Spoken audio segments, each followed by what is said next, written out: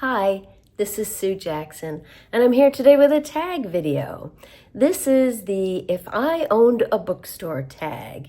It was created by Robert G. Reader of Books, and I have now been tagged by 4 people, which is why it moved to the top of my list.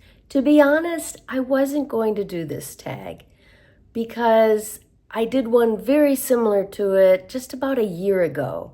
I think it was called In Your Wildest Dreams tag, and it had some questions about if you owned a bookstore, and it seemed very similar to me. And I have a long backlog of tags to do, but I kept getting tagged.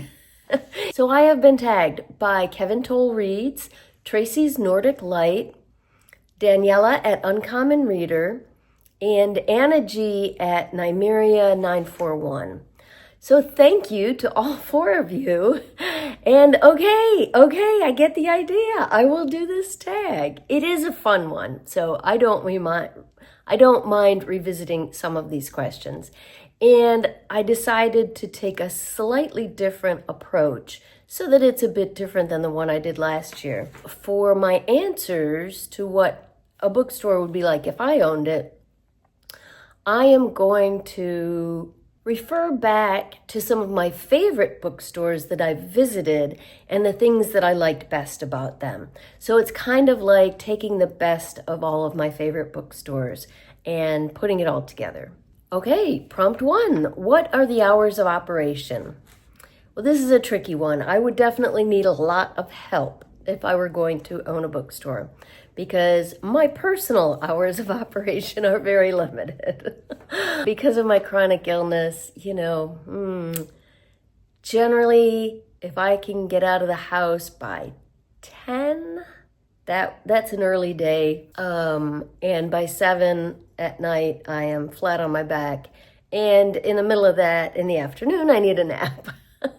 So I would definitely need a lot of help. With some helpers, I think longer hours are better. And I think it would be nice to be open into the evening a little bit, at least until 7, if not a bit later, at least a couple of days a week. Okay, question 2. Is there ambient music? What kind? Sure. Yeah, I think that's nice in a bookstore, but it has to be really, really quiet so that it's not disruptive. And it has to be without lyrics. When I read, I like it completely quiet, no music at all. In a bookstore, I think it does create a nice ambiance, but I would want something that makes you feel good, but you don't really even notice it that much because it's quiet and unobtrusive.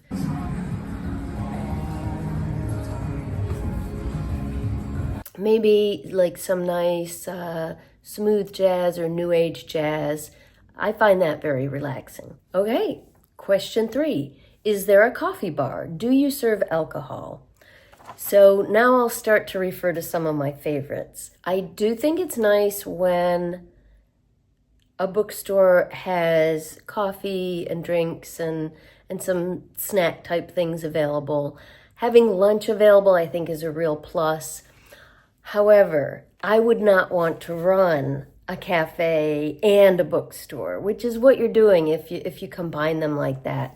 So I would want a situation like we saw at Green Toad Bookstore in Oneonta, New York, where the bookstore is right next door to a coffee shop cafe, and there's a door open in between them. So you can go from one to the other. That's great. Then customers can get their drink and go browse for books, or browse for books and then take them into the cafe. You don't have to go outside to go from one to the other. They've got a door in between them. The other example of this that I love, my personal favorite, Northshire Books in Manchester, Vermont, where I go every spring, first weekend in May for Booktopia, that fabulous bookish weekend that I just so enjoy. And they've got a similar situation. The cafe is next door, but there's an open pathway inside the stores from one to the other. And until recently, they had a lot of seating as well that was shared between the bookstore and the cafe, with tables, a whole big section. They kind of changed things around a bit last year, but I loved being able to go to the events in the bookstore and then grab lunch right there, sit with my friends in the cafe. It really worked out nicely. Oh, as for alcohol, I did see a great example of this. Spotty Dog Books and Ale in Hudson, New York. Spotty Dog is a really cool little bookstore, and it has a bar in it. They serve coffee, but also beer and I think wine and cocktails. And that worked out really well for them. Again, I wouldn't want to run that. Question 4, are patrons encouraged to linger? Are there comfortable chairs? What kind of lighting? Are there tables? Are there areas for group gatherings? Yes, to all of that. Definitely comfy chairs. Again, Northshire is a great example. They've got little cubbies everywhere with comfy chairs.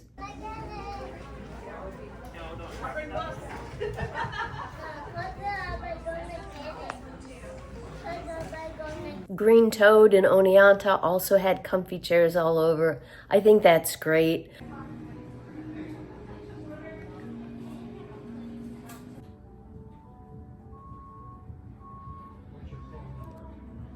I also think you absolutely need to have enough room so that you can host book events and book gatherings, author signings, author talks, interviews with authors, things like that. So it would definitely need to have enough room for that. Northshire's got a great way of doing it. They can kind of move things aside. They can squeeze a lot of people into their children's section upstairs in a way that doesn't disrupt people shopping in the bookstore. For Booktopia, they actually also use some of the space in the church across the street. But normally, I think for their author events, they can kind of rearrange things inside and squeeze people in. I saw something at Baldwin and Company in New Orleans this spring that I really liked. I was actually meeting 2 of my booktube buddies there, Kat from Kat's Novel Adventures and Lori of Books, Ink, and Paper. We met up while I was in town at Baldwin and Company. They had comfy chairs, but also tables, and that worked out really well for us to hang out together and talk. The other thing I noticed they had, which I thought was really cool, was like a podcast booth, a booth for recording. I mean, you could use it for booktube as well. And I think that's really neat. It's more, if I owned a bookstore, I would want it to be kind of a community hub. And I think having those kind of facilities helps with that. Then people are coming in to use your space for meetings or for podcasting or recording. I think that's a great idea. Question 5, is there live entertainment? Poetry reading, author readings, lectures? Absolutely.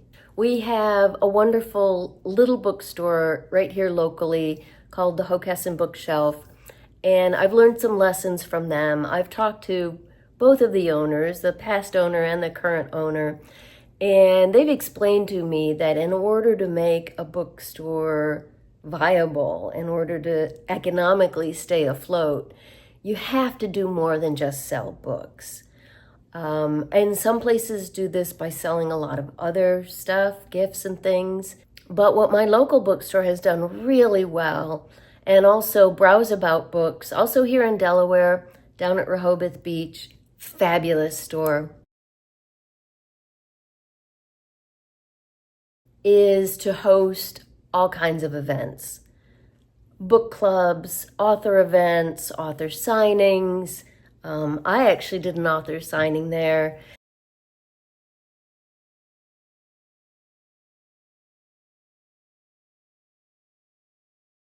They've interviewed me. They do a whole bunch of really cool things.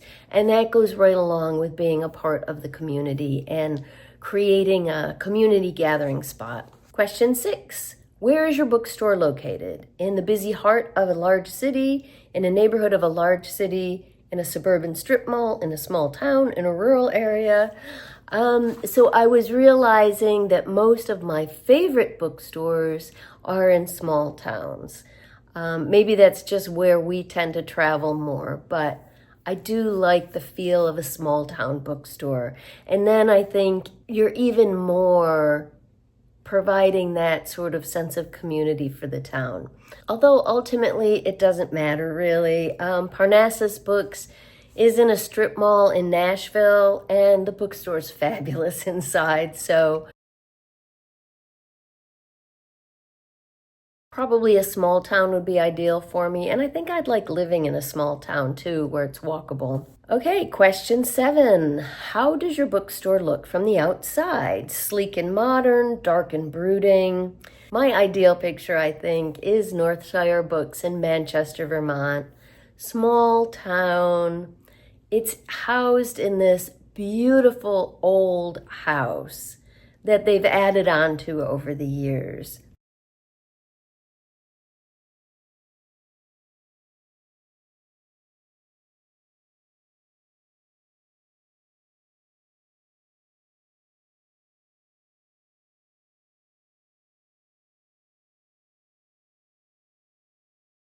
And the next question gets more into interior, but it creates a really cool interior, but it looks great from the outside too. But I don't think there's anything wrong with just a basic storefront either.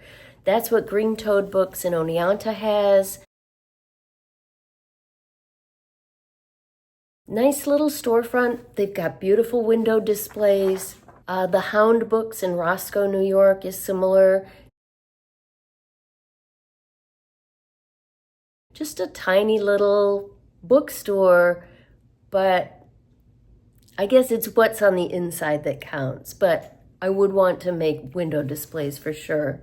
Even if you've only got a basic storefront, I love what Browse About Books in Rehoboth Beach has done. They have these fabulous murals on the outside. So they've got their windows with some displays, but also these amazing murals and paintings right on the bricks, I think it's bricks, of the outside. And it looks just great. And it really attracts people too. I think I've got some pictures of that, hopefully.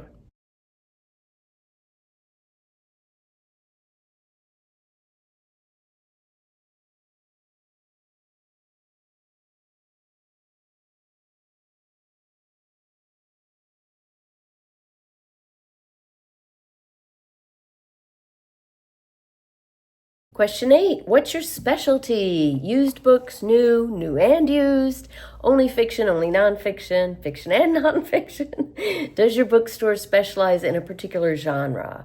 All of it. My answer is all of it.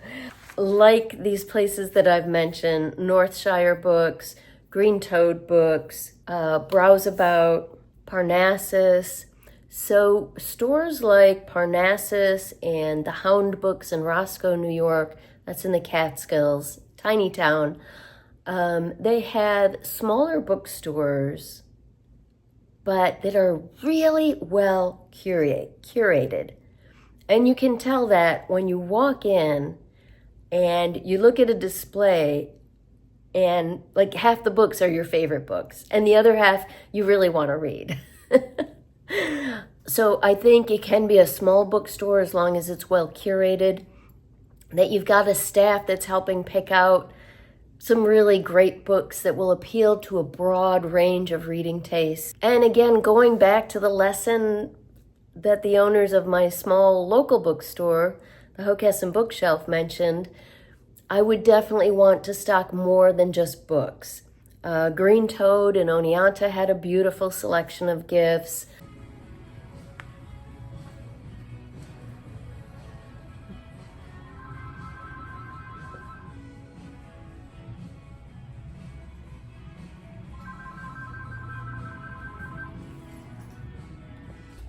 It's not out yet. No, it'll be coming out very, very soon. Okay. Okay. Yeah, well, we should be getting some in, but Even our little bookstore does a great job of stocking some extras. around the cash register area. It's a really tiny store, but they've packed a lot in there. Northshire up in Vermont has just fabulous, fabulous gifts. But my ideal when it comes to stocking extras is Browse About Books in Rehoboth Beach in Delaware. They have so many cool gifts. Like everything, they're in the middle of a beach town, just a couple of blocks from the ocean.